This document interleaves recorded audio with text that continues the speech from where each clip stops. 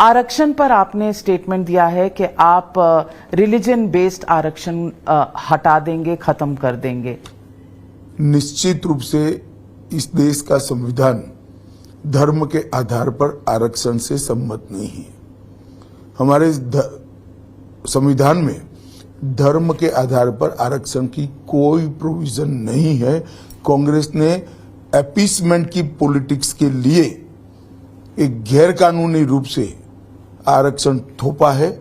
जो धर्म के आधार पर मुस्लिमों को आरक्षण दिया गया है वो आरक्षण एसटी, एससी और ओबीसी का काट कर दिया है।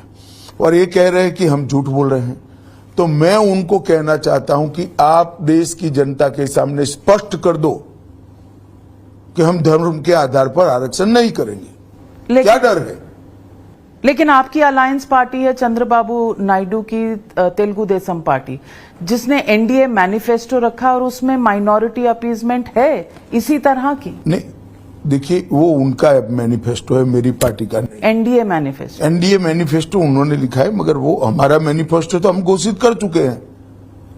वो उनका मैनिफेस्टो है। एक बात समझ कर चलिए, भारतीय जनता पार्टी का कोई भी चुना हुआ प्रतिनिधि अपीसमेंट की थ्योरी जिससे मजबूत होती है, ऐसे एक भी कदम में हम साथ नहीं देंगे, किसी का भी नहीं देंगे। ये हमारी पार्टी की ओर से स्पष्टता है। लेकिन जब अलायंस पार्टनर्स हों साथ में, तो आइडियोलॉजी मैच होना जरूरी नहीं है? इसको भी मैच होना कहते हैं।